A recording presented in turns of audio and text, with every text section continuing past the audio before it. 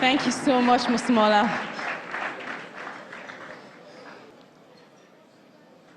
How powerful. You may be seated, please. Thank you for that truly inspiring talk. Our next speaker is Adepeju Jaye Oba, or Adepeju, like former President Barack Obama pronounced her name. She is the founder of Brown Button Foundation, an NGO working to improve the face of healthcare delivery in rural communities across Nigeria. I'll just hold on for a moment.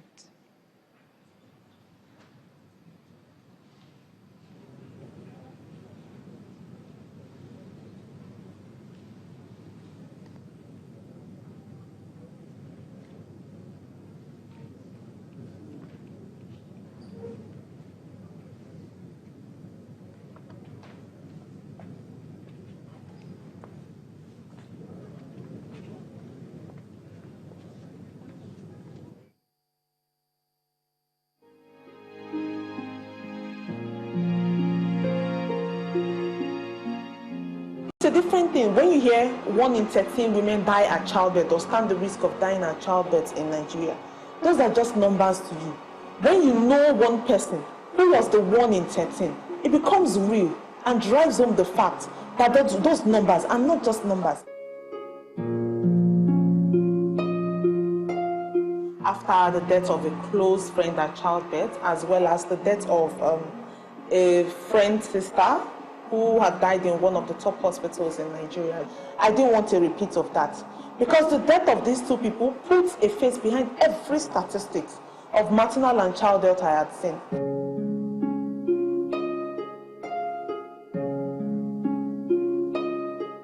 I think that the foundation of everything was just seeking to make a change in your community and not accepting the status quo. I soon discovered, after starting Brown Button Foundation to train birth attendants, that the problem was not just training birth attendants, it was beyond that. It was a problem of increasing access to skilled birth attendants at childbirth. It was a problem of also increasing access to sterile supplies at childbirth. And that's when we started Mother's Delivery Kits to provide sterile supplies in 2014 to women in rural communities.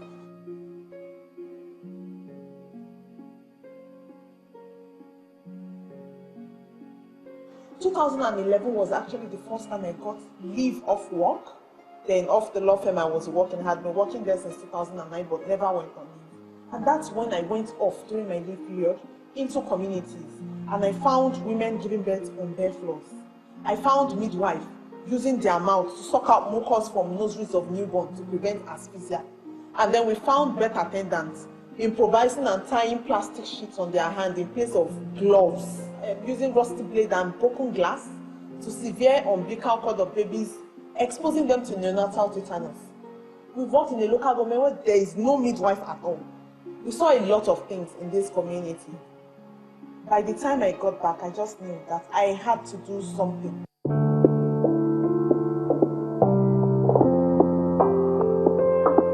In 7 years, I think that now we serve over 300 communities. We have trained over 4,000 birth attendants, working with community health extension workers at primary health care level, and then training traditional birth attendants in interior hard-to-reach communities. These traditional birth attendants, they take more than 60% of the births that happen in Nigeria.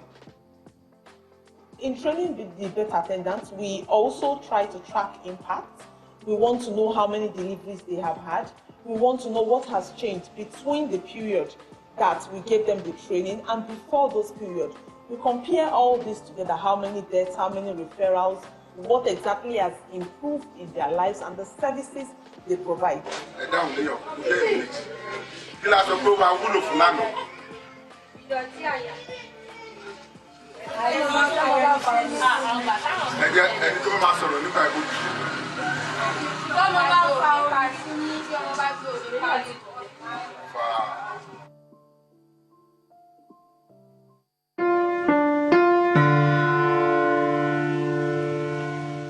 have come to realize and understand is that as a young person, you must never ever let your degree put you in a box. You can't let it frame you. You can't let it define who you are. So I studied law in school. I worked as a lawyer for almost 10 years. I was the head of chambers of the Senior Advocates of Nigeria. But I still did maternal and child health.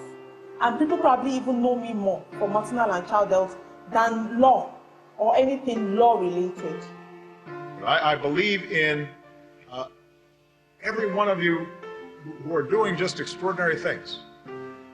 Like Adibeju Jayoba. In Nigeria, there's Adibeju. In Nigeria, she saw a close friend die during childbirth. She now helps. You're welcome back to the platform, Nigeria. We're live at Covenant Christian Center, Igomu, Lagos. Our next speaker is no stranger to the platform. He is Mr. Bosun Tijani. He's the founder and chief executive officer of Co-Creation Hub, CC Hub. Under his leadership, CC Hub has driven the growth of social innovation using technology, producing groundbreaking initiatives and businesses that have influenced our environment, fiscal transparency, e-commerce, healthcare, and various sectors.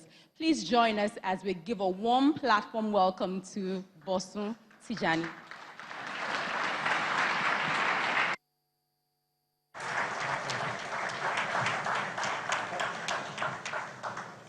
Good afternoon, everyone.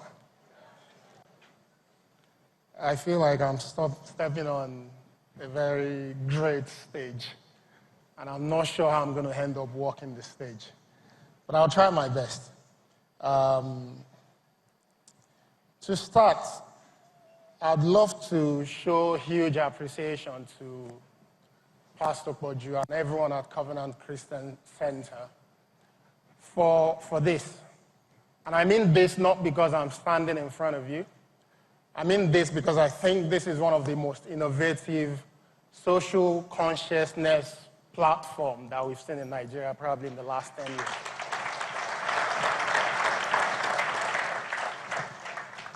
You may struggle. I'm supposed to have a clicker, right? Is it somewhere here? Not exactly. Okay. And how about the clicker? Okay.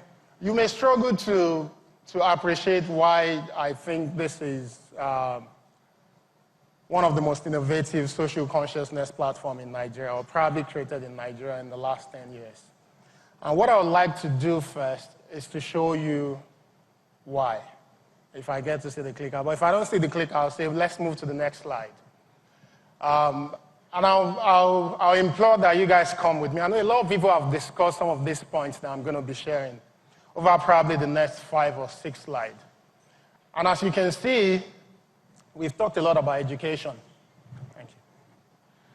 We've talked a lot about education.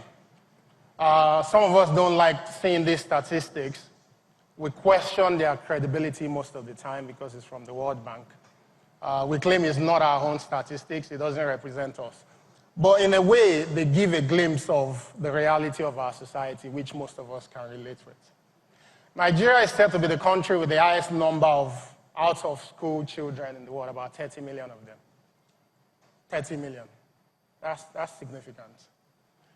And in the northeast and northwest of Nigeria, about 55% of school-age kids have never attended a formal institution. Yeah?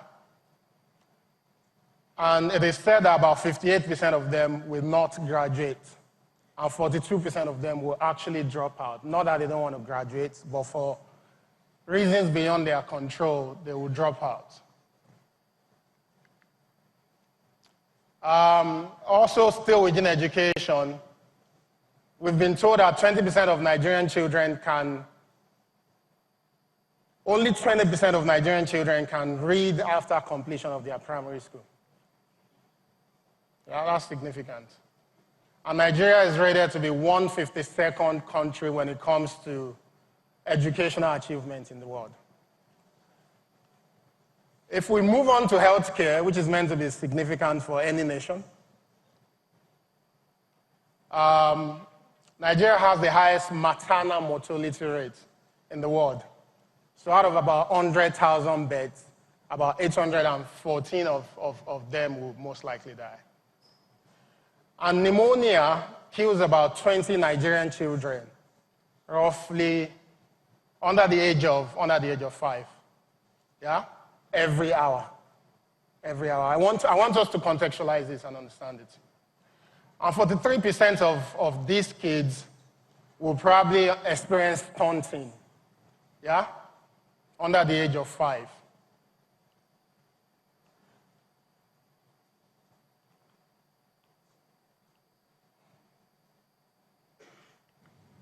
I need to take it back one slide. Yeah.